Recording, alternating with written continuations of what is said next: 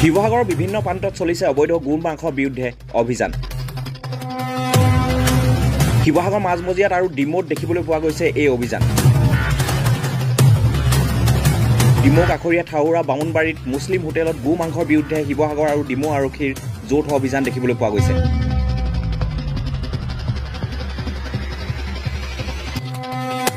৩৭ নং ৰাষ্ট্ৰীয় ঘাইপথৰ দাঁতিত হোটেল খুলি মুকলিকৈ চলাইছিল গো মাংসৰ ব্যৱসায়। আৰক্ষী অভিযানত কেইবা কিলোগ্ৰামো গো মাংস জব্দ কৰা হৈছে। ডিমৌ অঞ্চলটোৰ ৰহমান হোটেল, মুছলিম হোটেল, হোটেল হালাল আৰু ইফৰান এণ্ড আৰমান মুছলিম হোটেল কেইখনত আৰক্ষীয়ে অভিযান চলাই কেইবা কিলোগ্ৰামো গো মাংস জব্দ কৰিবলৈ সক্ষম হৈছে বুলি জানিব পৰা গৈছে। ইয়াৰ উপৰিও আজি শিৱসাগৰ নগৰৰ মাজমজিয়াত থকা দুখনকৈ হোটেলত অভিযান চলাইছিল আৰক্ষী আৰু পশু চিকিৎসা বিভাগে। আৰু এই অভিযানতো কেইবা কিলোগ্ৰামো গো মাংস জব্দ কৰা হৈছিলে।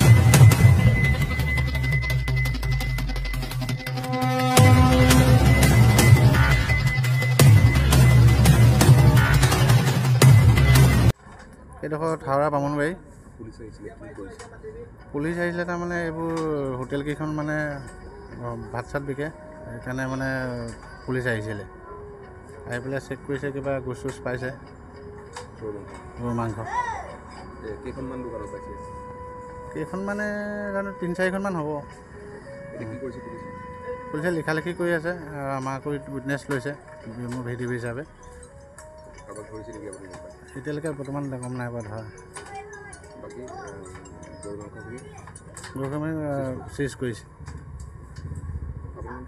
মোৰ নামটো মহম্মদ নেকিবুল ইছলাম, ভিডিপি। মই ডক্টৰ চয়নিকা দাস, পশুপালন আৰু পশু চিকিৎসা বিভাগৰ ফালৰ পৰা মই আহিছোঁ। মই ভেটেৰিনেৰী অফিচাৰ হয়।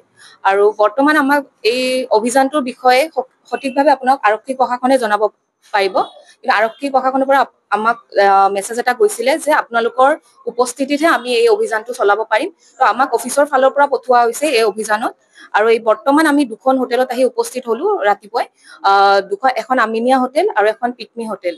আৰু এই দুখন হোটেলত বৰ্তমান ছাছপেক্টেড বিফ মিট পোৱা গৈছে, যিটো আমি বৰ্তমান আপোনাক বিফ বুলি ক'ব নোৱাৰো, কাৰণ ফৰেনচিক লেবৰেটৰীত যাব, যিখিনি চেম্পল কালেক্ট কৰা হৈছে তাৰ পিছতে কনফাৰ্মেটৰী ডায়েগনচিছটো আমি আপোনালোকক ক'ব পাৰিম যে কি হয় মিটটো। আৰু এতিয়া বৰ্তমান আপোনাৰ আমিনিয়া হোটেলত 8.6 কেজি ফ্ৰেছ মিট যিটো উদ্ধাৰ কৰা হৈছে আৰু গোটেইখিনি আমি চিজ কৰিছোঁ। আৰু নেক্সট কুক মিটো লোৱা হৈছে, তাৰ পৰা চেম্পলো লোৱা হৈছে। আৰু পিকমি হোটেলৰ পৰা 7 কেজি ফ্ৰেছ মিট লোৱা হৈছে আৰু আনকুক মিটো লোৱা হৈছে। চফ্ট আছিলে, তেওঁলোকে বনাবৰ কাৰণে ৰেডি কৰি ৰাখিছিলে। আৰু নেক্সট আছিলে কুক মিটো বহুতখিনি পোৱা গৈছে।